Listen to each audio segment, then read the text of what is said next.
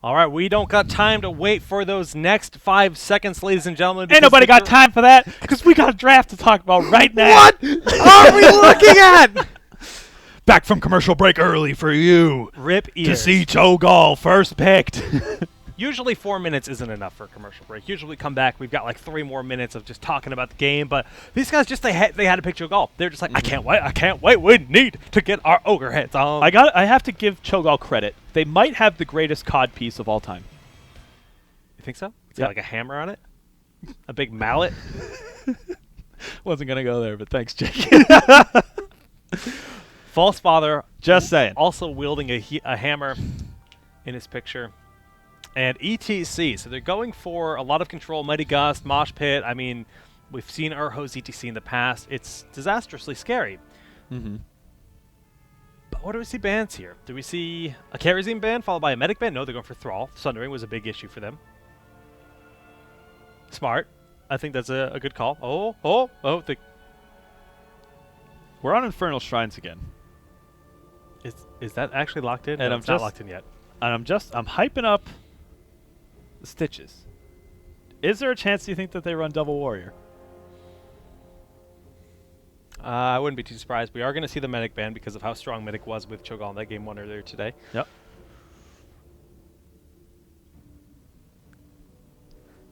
I wonder about this. Just keep that in the back of your head as a possibility. But overall, we're going to see lots of stuns. False that, excuse me. He has Giant Killer. Probably going to see that auto attack style build. ETC, I'd love to see that. I don't recall in game 1 if he went for the knockback On face melt in the 13 level I for don't slow. remember either, honestly. Okay, we're going to see Raynor. Could be a Jaina pickup here just to get another big damage dealer. Their support is going to be relatively flexible, honestly. Not a bad idea to deny Kerosene just because of 7-sided strike versus Cho'Gall and the power of that. And Palm 2 is good. But Well, it's all right. It's not Palm's not percent based heal, right? So it's you'll be surprised when you see the Palm go off. It's just like this little bit of HP that pops up, but still, the denial is more important, I think. So I'd go so far as to call it a big mistake if they don't take Kerosene here. Fair enough. Well, Because that will get scooped up immediately. By yeah, Palm Kenma's Rust. going to rock Kerosene for sure if he can. They banned out Uther because of that, because they know they can get Kerosene here. That's a good point. Maybe I'd prefer that they go the other way around, ban Kerosene and pick Uther. Divine Shields. That's true. It's tough. It's really about what they're more comfortable with. What is there to think about? I mean, maybe they're just probably thinking about, do we give them What are other options? Kael'thas, Falstad, Jaina? Would they run that even? They're certainly capable of running it. Please no, please. Oh my no. goodness, Brightwing! And I love seeing Brightwing, but it just seems like such an odd pick here. One of my favorite heroes by far, and I'm excited about it. But Yeah, I Pixie don't know Dust if I gets can condone extra it. value on Cho'Gall. I do not agree with this. Please prove me wrong, tdot. But if it comes down to the fact that you're not comfortable on Kerosene, you should have banned him out. yeah, My guess for picks here, as weird as it might sound, is Stitches. They're not going Kerosene? Please. I mean, it's not like it's like the most necessary thing So in much, the world, it's but it's super very valuable, powerful. especially with ETC. Yeah. Like, Well, there are going to be situations where you can get him out of position and slowed, especially past 13, enough to take every single shot of that 7-sided strike. Is this confidence? Is it like what? So we talked about Malfearin earlier in the day, especially on the Infernal Shrines game. He's got great wave clear. Moonburn. Like it's. Oh, are they trolling us? Doesn't happen, Kubi. Yeah, they're going to do it. The question is who plays it. Is Fan truly the specialist master? Can he play Vikings? Probably the only hero I haven't seen him play, specialist-wise. Dude.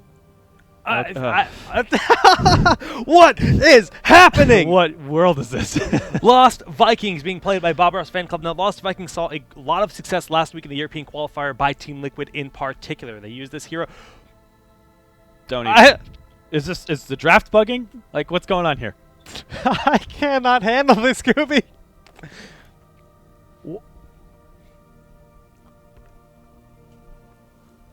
If it happens. If it happens. If it happens. Do we get a battle cry? Oh! The Zebo back in the action. Oh. What? Just. Yeah, he's good at. This is such a weird draft. I'm like updating the Twitch title to contain the weird heroes, and it's just gonna be the whole title. Yeah, just fill it. Every hero, aside from like Kael'thas, Falstad, etc. It's like, just what? We're gonna learn something, boys. We're gonna learn something. All right, Nazebo. Yeah, he's got great PvE. You know, he's got the specialist title for a reason. He can clear a lot of stuff very quickly. He's going to be very good for the objective. Brightwing definitely has the mobility, of course. Phase Shield. The Pixie Dust will get good value on Shogal. Hello, Gyazo. How you doing? Ah! Picture action. I just got to tweet this photo out, man. Okay, Raynor is going to provide a little bit of control. Oh, this is so... But you need cleanse too. You have to go cleanse, right?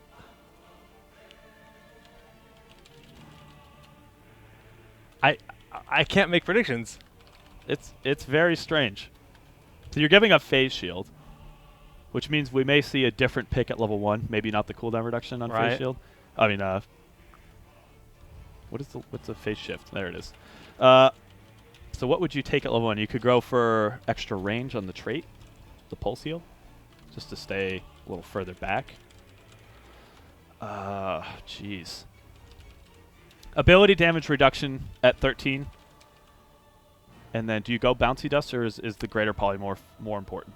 I think generally speaking, Bouncy Dust will get Greater overall less value. Greater Poly is so good, though. It is super. That's what I'm saying. The argument is for Greater Poly because you have less targets that the dust is going to bounce. Shield Dust with Bouncing Dust, though, against Kael'thas isn't bad. Yeah. You can mitigate a lot of damage. Not a lot of ability damage elsewhere, though. It's really just when you see the chain bomb, you try to you may go for the deny it. The Poly. This is like the weirdest draft, man. Zebo doesn't have gathering power anymore. So I was thinking maybe like they're doing that to get like value off the Vikings or something, but like. The Brightwing is the weirdest part of all of this. Not in the Zebo? Well, the Brightwing Zebo. Yeah, Brightwing. Yeah, it's just because we were like hyping up this Karazim pick, and then this is like a poke comp at the core of it. Raynor has additional range. Brightwing can keep them alive relatively well, and she can poke with a Q build, in theory. Yeah. Zebo can poke with spiders, and Shogal can poke. So this is, at the core of it, a poke composition, but that's not a composition that's at all in the slightest prominent in the current meta. Is the range upgrade on Arcane Flare 4 or 1? 4 or 7, I think. It's not 1. Is level 1 additional damage to minions and mercs? I don't remember. I don't even know if that talent exists. exists. I don't think that talent exists. Oh, man. Did you swap? Swap. Oh, they got to swap sides? Okay, thanks for the heads up, Coops. But we are starting, going into game number 2, with Lost Vikings up against Cho'Gall Brightwing Nazebo. This is 2016. You don't need to check your calendar. This is North America, be it for better or worse. Oh. Welcome to the first qualifier. Oh, Jake, please bring me in. Way better robot. It sounded like a car with hydraulics. Yeah, dude, that's because it's awesome. And hydraulic cars are awesome too. You know who has some hydraulics in his cars? We got Genghis Vile, Jim playing Raynor. If he has the Maws plus, like the zombie boss, there's a possibility there. I don't even know. I'm scared. Anyway, let's continue introducing these teams. And yeah, we got Kaja Bells returning as our Cho'Gall, and then Mittens rocking the Brightwing, one of my favorite heroes. You guys know him, you love him. Bod Ross Fan Club on the right. Arrow will be on ETC. Zuna playing Kael'thas McIntyre on his trusty Falstad. Kenma on Malfurion. And Fan, yes, truly can play every specialist in the game. We play in the Vikings today. We are in for a treat. One of the oddest drafts I have seen ever. Yeah, it's up there. It's easily top 5 for one of the weirdest competitive drafts I've ever seen. Okay, so looking at the talents, we're actually going to see a power slide build probably here out of ETC. Urho wants that max control available. And again, this is a very poke-oriented style, but we do see Hyper Shift. Now, even if you go for the Arcane Flare build on Brightwing, you generally would go for Hyper Shift at level 1. The shield is very critical. Oh, no. The Roots connecting. That's a ton of lockdown. The knockback there from the face melt doing a lot of damage. Is it enough? Trying to get out the Living Brightwing Bomb. pulses with the Pixie Dust. Is it enough for him to escape? It is. Oh! McIntyre goes in and gets the takedown! That's 2 kills. Cho'Gall is 2 heroes. So a ton of experience being picked up here on the side of Bob Ross and an early Cho'Gall death. Already more deaths in Cho'Gall than game 1 of this tournament. That is our favorite thing to do, Jake, is get hyped about level 1 kills. Oh, but Jim! That one was fun. Jim! Okay. Not like this. So when you have Lost Vikings, you're allowed to roam with 4 members on your team. And when you've got a root, a lockdown, a stun and a knockback, and then just Falstad in general. Yeah, I mean, Vikings are weird, but they make sense, at least. Yeah. Compared to the Brightwing Zebo, I'm still not really sold on the value for that. Oh, we didn't even talk about Bribe yet. That's fun. Yeah. That is fun. On Vikings, I like that. Viking bribery. All right, so we do see Phase Shield. Fail Shield. Well, we'll see how it pans out. Maybe we'll be changing the name. Death Ritual for Nazil, so nothing too crazy yet. All right. All right, the first shrine being started here, it is going to be an Arcane Punisher. And we see all of this AoE power. Moonfire and Flame Strike, Living Bomb. You name it. Hammering, not even hitting anything. They don't need it. Okay, we got the movement speed This is for weird. Eric. 2 players versus a third of a player. It's a very odd draft. But Bob Ross is starting to creep ahead in the experience. They have a massive advantage. Yes, for the they're not even trying. defenders. They're not even trying. But Olaf does die up top, so it's a nice small victory. Yeah, that's cool. He's just The gonna rotate up Vikings, another Viking. Yeah, we see Balog is now. They up need here. to do that. They need to do a lot more of that. But that's the problem. If you're sending Cho'Gall to top lane to try to take out individual Vikings, you've already lost. True. You've already lost the game. But he's getting a lot of damage done. He's taking out the towers. He's going to get the 3rd tower here, but this Punisher's probably going to do far more. Chipping through its health, it does make it through both the front wall They'll towers. get a fort up this. And yeah, this fort. With Cho'Gall top lane, Brightwing still sitting mid, this should be a fort. Okay, Punisher jumping on in. Roots connecting in the power slide forward. Good night, Sweet Rainer. Jim falls down. Well then. Cho'Gall still trying to get some work done top lane. Will he trade out for a fort, though? He can do some serious siege damage. At the end of the day, though, they still would be behind quite a bit in experience. Not Okay, massive. Surging McIntyre Fist. going in. Don't think they'll have the damage on this.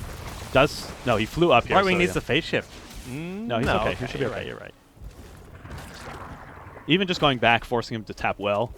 Manic Pixie. Yeah, getting the extra heal. But it's not percent-based healing. Yeah. So it's a drop in the bucket.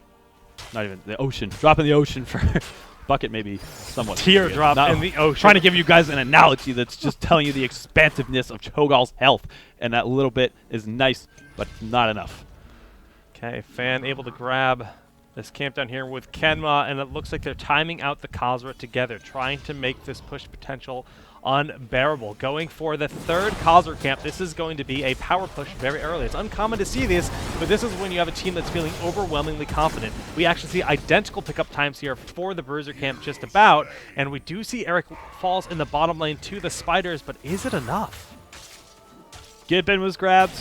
Maybe the most notable talent here. You're going to get extra duration on the zombie walls. Not even a contest. Okay, that is a dead Brightwing. Do have the phase shield. Shrine Oh, popping up. Jim. McIntyre going in Jim. with arrow. Oh, okay. Jim. This is turning into a slaughter.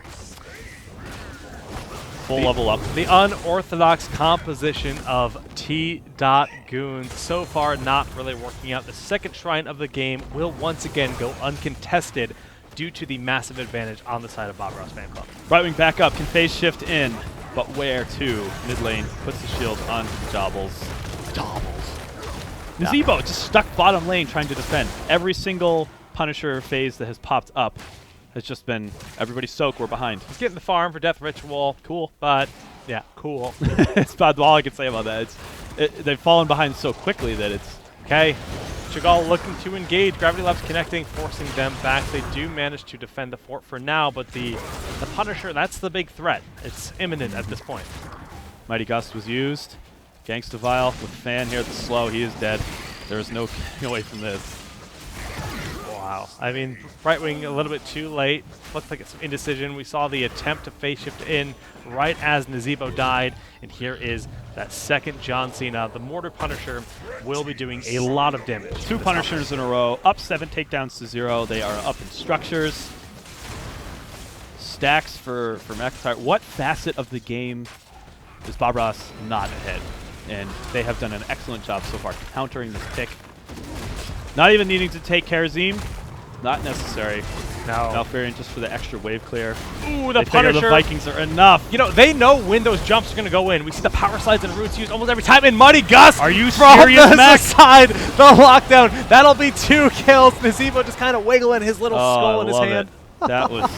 Yeah, you're right, though. It's not the easiest thing to do. If you've played a warrior with any hero that has a stun, trying to react to the Immortal jumping over, or Punisher, I will forever mix those names up. We just saw Baylog bullying Brightwing out of lane. Like, sure, Brightwing had to go up, but he was losing that lane to 1 of 3 Vikings.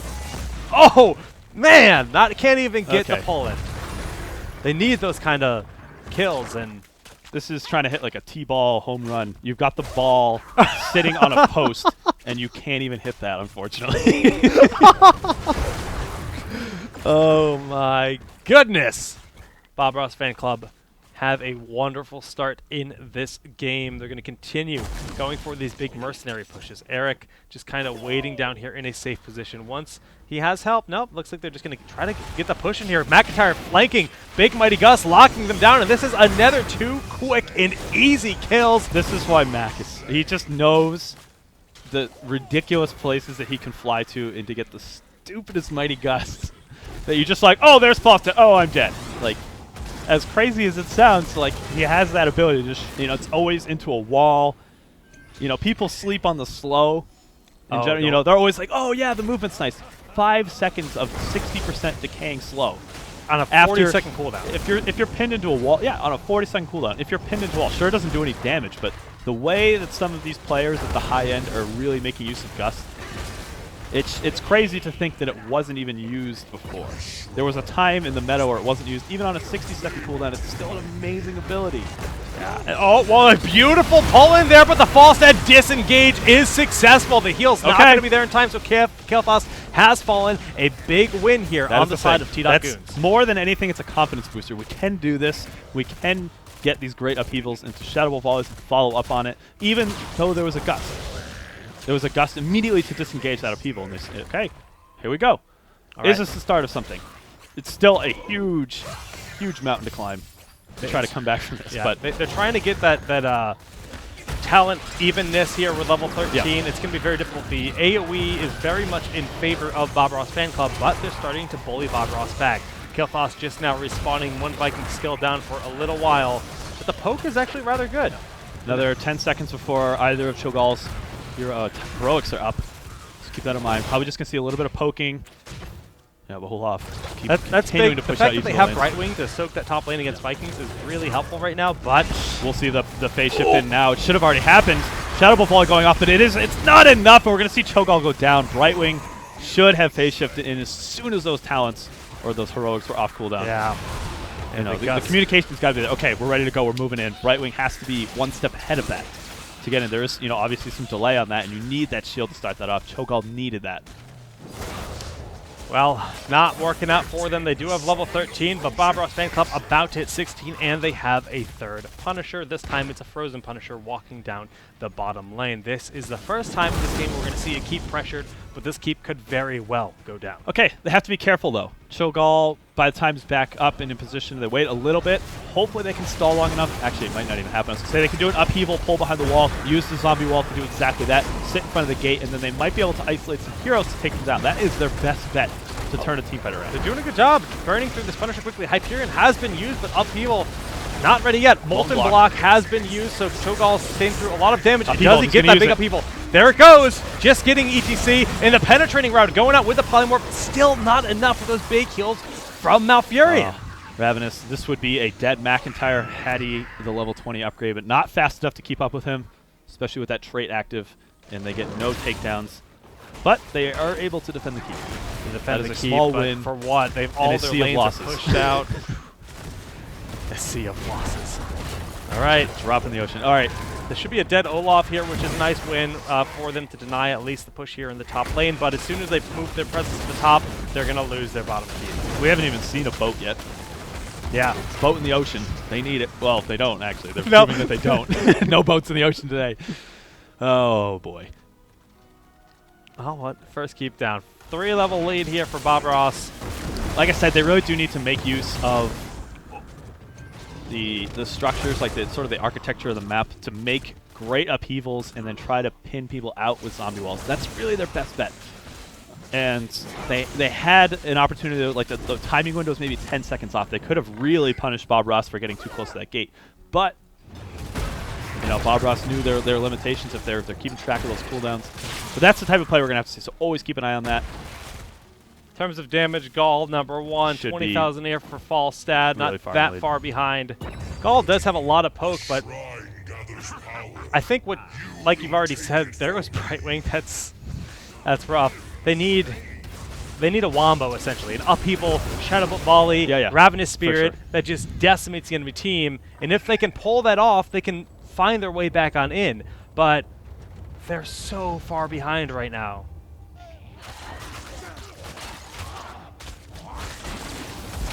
Right.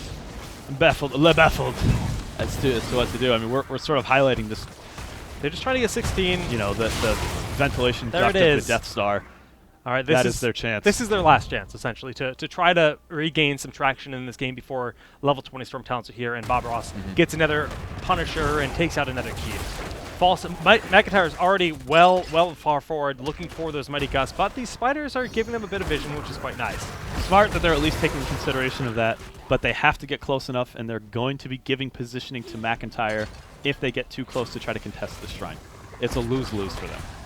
They force them back, but here comes the later. Gust, forcing them into a weird spot. ETC power sliding in. Mosh Pit does not connect. Penetrating out, interrupts. We see that huge ice block going down, and with the Cho'Gall in the front line with Molten Block, Nazeebo falls very early. No Ravenous used in this battle. Zuna super low from all the globes, and the first time we've seen the boat, but it is destroyed. But it's just 4 members up. Cho'Gall taking a boatload of damage, and McIntyre is just doing a lot himself, hiding over the wall. But Brightwing with the face shield. This could be a re-engage on the side of tdot goons. Okay, so they took one of the Vikings out. It doesn't look like Cho'Gall is going to fall. Mittens is able to keep him up, maybe able to get one more Viking. Good. I like that gravity lapse. Yeah, he baited out the go, but he didn't actually dismount himself. And that should be a kill there on Baylog. No, not quite. Penetrating round going up. Oh, they got better. Nice disengage. Ooh, no explosion on the rune. All right, Relentless Leader played a big factor into that last fight. That is the entire reason we didn't see a complete team wipe on the side for Bob Ross Fan Club. He actually got knocked instantly away as Sibo ETC tried to push it. Oh, no. Sibo! Oh, no. No! Oh! Okay, Mittens has kind of got it. Okay. Anyways, but yeah, Relentless Leader knocked ETC away. That's why the mosh pit hit nobody. And that could have been mosh pit onto Raynor, Cho'Gall, and I think Brightwing was there. Yeah. And that would have just been the end of the game. So we cool see talent pickup. Kenma's actually leaving. Oh no, he's sticking around. They only need 10 more, but Brightwing has left. Shield's about to fall. These catapults are still a huge issue, and their core is taking a ton of damage. Yeah. They have to concede this shrine. They have to retreat. They've taken permanent damage, and now they have to defend a Punisher. This is absolutely disastrous for tdot goons. 3% per catapult, and there's 3 of them. Yeah, you have to kill those. Just wailing away. Like, Nazeebo could have thrown one wave of abilities and done so much to clean that up. But so do you think that this Zeebo build is we got extra spiders at 4, leaping spiders at 16? it's the classic. It's the classic. It is the classic style. But it's not Nazeebo's not popular for a reason, right? Like, he doesn't have it. Why grab this over Jaina? Why grab this over Vala? I don't get it, man. Top keep has fallen, and this could be it. They're going to go up for one desperate defense versus Bob Ross. They get The big pull-in, and the Shadow Bolt volley is raining out, doing a lot of damage, but the core is falling too quickly. GG, Bob Ross Fan Club with a 2-0 victory over tdot goons. They will advance to the round of 16. They would have needed like Pierce on that Shadow Bolt volley to get anything done. But yeah, hitting the one target, oof, that was rough. That's how you play against Cho'Gall, folks. Vikings, that is one way to deal with it. And from the get-go, like right out of the gate. On a big map, too. Like, couple rotations early. They took out Cho'Gall. They took out Brightwing early game. Then basically Cho'Gall was relegated to pushing out the top lane, dealing with a single Viking, while the rest of the team pushed out other lanes, got a nice experience lead, got to level 10 first, took all of the shrines. It was just a dominating performance from Bob Ross. We expected that. I think they had a much better showing game one. I respect the fact that they tried composition like this. So nothing against them for, again, like you said, try to throw them off a little bit. All right. Let me just confirm our next game. If it is what I think it is, we'll probably just be following Bob Ross, but we will double check with the admins on that. Yeah. Okay. Bob Ross, Jack Egg, thank you for the donation. Very much appreciated. Thanks for the subs below as well. We are going to go to a quick commercial break to get our next match. It's likely going to be Team Nam versus Bob Ross Fan Club in the round of 16 here for our quadrant on the bracket that we're following. But we're not certain, and we'll let you know as soon as we are back. Stay tuned.